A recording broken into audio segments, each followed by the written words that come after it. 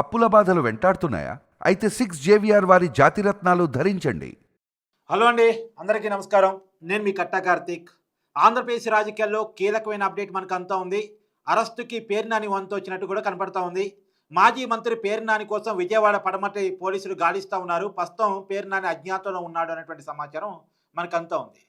అతని మీద అనేక కేసులు నమోదై ఉన్నాయి. ఈ మధ్య కాంట్రవర్సీ కామెంట్స్కి కేర్ ఆఫ్ అడ్రస్గా పేర్నాని నిలిచారు.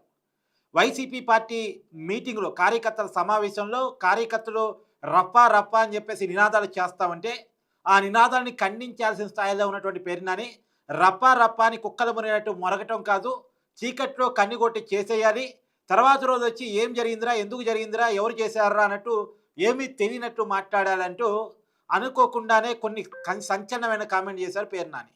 సరే, అనుకోకుండా చేశాను, తప్పైపోయింది, దీన్ని నేను వాపస్ తీసుకుంటున్నాను, క్షమాపణ చెప్తున్నాను అంటే సరిపోయి ఉండేదేమో, అన్న మాటని సవరించుకున్నా సరిపోయి ఉండేదేమో.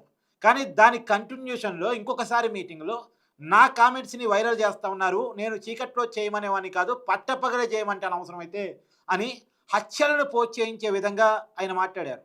ఓ రకంగా అతను మాట్లాడిన మాటలు గతంలో వైఎస్ వివేకానందరెడ్డి మర్డర్ జరిగినట్టు చీకట్లో ఏదో చేసేయాలి అనే రకంగా కామెంట్స్ ఉన్నాయని చెప్పేసి చాలామంది అభిప్రాయపడ్డారు. ఆ కామెంట్స్ చాలా పెద్ద ఎత్తున వైరల్గా మారాయి.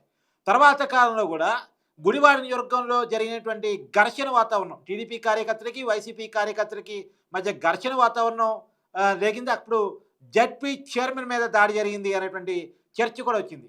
అయితే దాని మీద కూడా పేర్నాని మాట్లాడుతున్నటువంటి ఒక ఆడియో కాల్ పెద్ద ఎత్తున వైరల్ అయిపోయింది.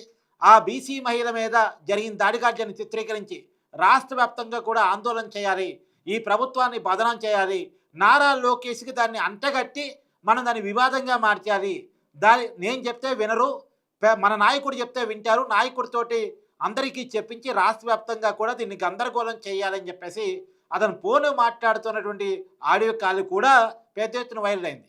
సో ఈ మధ్యకాలంలో పదే పదే కార్యకర్తను రెచ్చగొట్టే విధంగా, ప్రభుత్వం మీద కుట్రబన్నే విధంగా, కావాలని కుట్రపూరితంగా కొన్ని వివాదాలు రేపే విధంగా ప్రయత్నం చేస్తున్నాడు పేర్నాని అని చెప్పేసి అనేక పోలీస్ స్టేషన్లో కేసులు నమోదైనవి. అందులో భాగంగానే విజయవాడ పడమటి పోలీస్ స్టేషన్లో కూడా పేర్నాని మీద కేసులు నమోదైనవి. అయితే అతను నన్ను అరెస్ట్ చేస్తున్నారన్న విషయాన్ని గమనించుకున్నటువంటి పేర్నాని హైకోర్టులో ముందస్తు బెయిల్ పిటిషన్ దాఖలు చేసుకున్నాడు. కానీ కోర్టు ముందస్తు బెయిల్ పిటిషన్ క్యాన్సిల్ చేసింది. పైగా పేర్నాని మాట్లాడిన మాటలు విన్న ఎవరు కూడా ఖచ్చితంగా పేర్నానికి బెయిల్ ఇచ్చేటువంటి అవకాశం చాలా తక్కువ. కాబట్టి పేర్నానికి హైకోర్టులో ముందస్తు బెయిల్ దక్కలేదు. ప్రస్తుతం సుప్రీంకోర్టులో అప్లై చేసుకుంటాడా అనేటువంటి చర్చ కూడా నడుస్తోంది. ఇప్పుడైతే పేర్నాని అజ్ఞాతంలో ఉన్నాడు. పేర్నాని కోసం విజయవాడ పడమట పోలీసులు వెతుకుతూ ఉన్నారనేది సమాచారం. గత కొంతకాలంగా కూడా పేర్నాని అరెస్ట్ ఎప్పుడు చేస్తారు, పేర్నాని అరెస్ట్ ఎందుకని చేయట్లేదు, పేర్నాని ఎందుకని వదిలిపెడుతున్నాడు, పేర్నాని పదే పదే కుట్రలకు పాల్పడుతున్నాడు కదా, వివాదాస్పద వ్యాఖ్యలు మాట్లాడుతున్నాడు కదా, కుట్రపూరితంగా వ్యవహరిస్తున్నాడు కదా, కార్యకర్తలను రెచ్చగొడుతున్నాడు కదా, ఘర్షణలు రేపుతున్నాడు కదా, శాంతి బాధితులకు విఘాతం కలిగిస్తున్నాడు కదా అని చెప్పేసి చాలామంది మాట్లాడుతూ ఉన్నారు. నిజంగానే కాకపోతే ఏంటంటే ఇప్పటికే లిక్కర్ స్కామ్లు వరుస అరెస్టులు నడుస్తున్నటువంటి సమయంలో అందరినీ అరెస్ట్ చేసి ఇది రాజకీయంగా కావాలని వైసీపీ నాయకుల మీద కేసులు పెడుతున్నారు, అరెస్టులు చేస్తున్నారు అనేటువంటిది బయట పోతుంది. ఈ అరెస్టుల మీద ఎక్కువ చర్చ జరిగితే ఆంధ్రప్రదేశ్ పెట్టుబడులకు ఇబ్బంది కలుగుతుంది అనే కోణంలో కూటమి ప్రభుత్వం కొంత ఓపిక పట్టిందా అనేటువంటి చర్చ కూడా సాగుతూ ఉంది. అది కూటమి నాయకులు చెప్తా వచ్చారు. వరుసగా అరెస్టులు జరగవు, స్టెప్ బై స్టెప్ జరుగుతాయి, పద్ధతి ప్రకారం జరుగుతాయి, చట్ట ప్రకారం జరుగుతాయి అనేటువంటి విషయాన్ని వాళ్ళు చెప్తా వచ్చారు. కాకపోతే ఒక విషయం మనం కీలకంగా గమనించాలి. ఇప్పుడు జరుగుతున్నటువంటి ప్రతి అరెస్టు కూడా సుప్రీంకోర్టు దాకా అక్యూజ్డ్ పర్సన్ పోయి అక్కడ కూడా ముందస్తు బెయిల్ దక్కకపోతేనే జరుగుతున్నాయి. ఏదో ఇమీడియట్గా పోలీసులు రియాక్ట్ అయ్యి అరెస్ట్ చేయటం, కోర్టులో కూడా బెయిల్ పిటిషన్ అప్లై చేసుకునేంత టైం కూడా నిందితుడికి ఇవ్వకపోవడం జరగట్లేదు. నిందితులు తమకున్నటువంటి లీగల్ రైట్స్ అన్నీ పరిశీలించుకున్న తర్వాత కోర్టులు ఇక కాదు నువ్వు అరెస్ట్ కావాల్సిందే అని చెప్పిన తర్వాత మాత్రమే అరెస్టులు జరుగుతున్నాయి తప్ప ముందస్తుగా తొందరపడి పోలీసులు ఎవరిని అదుపులో తీసుకోవట్లేదు. ఇప్పుడు పేర్నాని చూడండి, ఒక మహిళ మీద వివాదాస్పద కామెంట్ చేసినటువంటి నల్లపరెడ్డి ప్రసన్న కుమార్ రెడ్డిని చూడండి. నల్లపరెడ్డి ప్రసన్న కుమార్ రెడ్డి కూడా కోర్టుల్లో ముందస్తు బెయిల్ అప్లై చేసుకుంటా ఉన్నాడు. అతనికి కూడా బెయిల్ దక్కట్లేదు. అతను సుప్రీంకోర్టు దాకా వెళ్ళి ముందస్తు బెయిల్ దక్కని పక్షంలో అప్పుడు అరెస్ట్ అయ్యేటువంటి పరిస్థితి కనపడతా ఉంది. ఇప్పుడు పేర్నాని విషయంలో కూడా హైకోర్టులో ముందస్తు బెయిల్ క్యాన్సిల్ అయింది. ఇప్పుడు సుప్రీంకోర్టుకి వెళ్ళే అవకాశం ఉంది. సుప్రీంకోర్టులో కూడా ముందస్తు బెయిల్ దక్కకపోతే అప్పుడు అతను అరెస్ట్ చేసేటువంటి అవకాశం ఉంది. ఏపీ సారా స్కామ్లో అరెస్ట్ అయినటువంటి మిథున్ రెడ్డిని కూడా చూడండి. అతను గత మేలో హైకోర్టులో ముందస్తు బెయిల్ పిటిషన్ వేసుకున్నారు. మొన్న 15వ తారీఖు అతను ముందస్తు బెయిల్ని క్యాన్సిల్ చేస్తూ ఆంధ్రప్రదేశ్ హైకోర్టు తీర్పిచ్చింది. నిజానికి అదే రోజు కావాలంటే మిథున్ రెడ్డిని అరెస్ట్ చేయొచ్చు. 15వ తారీఖు, 16వ తారీఖు అరెస్ట్ చేయొచ్చు. కానీ అరెస్ట్ చేయలేదు. మిథున్ రెడ్డి పైగా సుప్రీంకోర్టులో అప్లై చేసుకునేంత ఛాన్స్ ఇచ్చారు. సుప్రీంకోర్టులో ముందస్తు బెయిల్ పిటిషన్ దాఖలు చేసుకున్నారు YCP MP Mithun Reddy. Supreme court కూడా ముందస్తు బెయిల్ పిటిషన్ కొట్టేసిన తర్వాత తప్పనిసరి పరిస్థితుల్లో మిథున్ రెడ్డి విచారణకు హాజరైన తర్వాత అప్పుడు మిథున్ రెడ్డిని అదుపులో తీసుకున్నారు. గతంలో అదుపులో తీసుకున్న వల్లభనేని వంశీ కూడా చూడండి. ఒక దళిత యువకుడిని కిడ్నాప్ చేసిన తర్వాత కానీ వల్లభనేని వంశీని అరెస్టు చేసినటువంటి పరిస్థితి లేదు. కానీ ఒక దళిత యువకుడిని కిడ్నాప్ చేశాడు, బెదిరించాడు అనేటువంటి కేసు ఆ కుటుంబ సభ్యులు పెట్టిన తర్వాత ఆ కేసులో వల్లభనేని వంశీని అరెస్ట్ చేశారు. తర్వాత అతని మీద నమోదు అవుతున్నటువంటి అనేక కేసులను బయటకు తీసి పీటీ వారెంట్లు దాఖలు చేశారు. అయితే ఇక్కడెక్కడ కూడా ముందుగా తొందరపడి అరెస్టులు చేయాలని ఆంధ్రప్రదేశ్ పోలీసులు భావిస్తున్నట్టు లేదు. అరెస్టుల మీద దృష్టి కేంద్రీకరణ ఉంటే అది ఒక తప్పుడు సంకేతం పోతుంది. రాష్ట్రానికి పెద్ద పెద్ద అంతర్జాతీయ జాతీయ కంపెనీని ఆకర్షించాలనుకుంటున్న సమయంలో అరెస్టుల మీద ఎక్కువ ఫోకస్ చేయొద్దు. అందులోనూ అతి పెద్ద స్కామ్ మద్యం స్కామ్ని విచారిస్తున్న క్రమంలో దాంట్లో చాలామంది వైసీపీ నాయకులు ఇన్వాల్వ్ అయ్యి ఉన్నారు. వరుసగా అరెస్టులు జరుగుతూ ఉన్నాయి.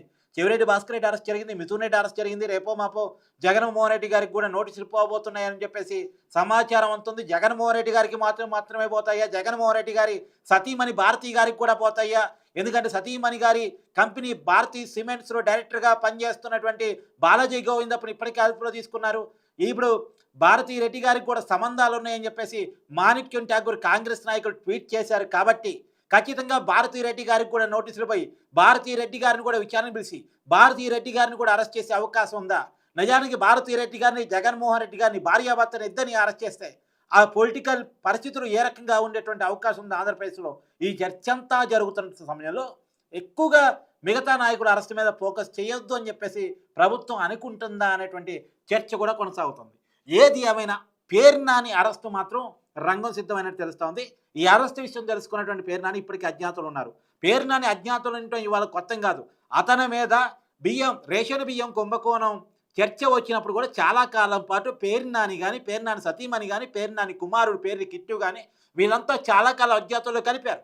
తర్వాత కోర్టు నుంచి రక్షణ పొందిన తర్వాత మాత్రమే మేము దానికి సంబంధించిన జరిమానా కడతామని చెప్పేసి ఒప్పుకున్న తర్వాత మాత్రమే వాళ్ళు అజ్ఞాతుల నుంచి బయటకు వచ్చారు. అజ్ఞాతుల నుంచి బయటకు వచ్చిన తర్వాత కూడా పదునైనటువంటి కామెంట్స్ తోటి పేర్నాని విరుచుకుపడేటువంటి ప్రయత్నం చేశాడు. సరే, డెమోక్రటిక్గా ఎంత గట్టిగానే విమర్శించుకోవచ్చు, ఎంత గట్టిగానే మాట్లాడచ్చు.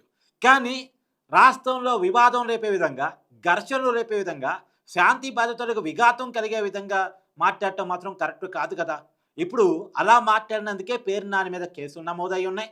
ఆ కేసులు సంబంధించి విచారణ కోసం పేర్నాన్ని అరెస్ట్ చేయాలని చెప్పేసి పోలీసులు అనుకుంటున్నట్టు కూడా సమాచారం అంతా ఉంది. ఇప్పుడు పేర్నాని ఎప్పుడు అరెస్ట్ చేస్తారు, అతను సుప్రీంకోర్టులో ముందస్తు బెయిల్ ఎప్పుడు అప్లై చేసుకుంటారు అనేటువంటిది ఆంధ్రప్రదేశ్ రాజకీయాల్లో జరుగుతున్నటువంటి కీలకమైన చర్చ. ఏది ఏమైనా నెక్స్ట్ అరెస్టు అవినాష్ రెడ్డిదా, లేదు పేర్నానిదా, లేదు వైఎస్ జగన్మోహన్ రెడ్డిదా? ఎందుకంటే వైఎస్ వివేకానంద రెడ్డి గారి హత్య కేసులో అవినాష్ రెడ్డి గారికి ఇచ్చినటువంటి బెయిల్ను రద్దు చేయాలని చెప్పేసి వైఎస్ సునీత దంపతులు సుప్రీంకోర్టుకి వెళ్ళారు. దాన్ని ఇప్పుడు ఆంధ్రప్రదేశ్ ప్రభుత్వం కానీ సిబిఐ కానీ సమర్థిస్తూ ఉంది. అదొక పక్క జరుగుతూ ఉంది. ఇంకొక పేర్నాని మీద కేసులు నమోదైని అతని గాలింపు చేస్తూ ఉంది ఏపీ పోలీసులు. ఇంకొక పక్క మద్యం స్కామ్లో జగన్మోహన్ రెడ్డి గారి విచారణకు రంగం సిద్ధమవుతూ ఉంది. ఆగస్టు నెలలో జగన్మోహన్ రెడ్డి గారి అరెస్టు జరగబోతుంది అనేటువంటి ప్రచారం జరుగుతూ ఉంది. సో ఎవరి అరెస్టు ముందు, ఎవరి అరెస్టు తర్వాత అనేటువంటి చర్చ మాత్రం ఆంధ్రప్రదేశ్ రాజకీయాల్లో కీలకంగా నడుస్తూ ఉంది.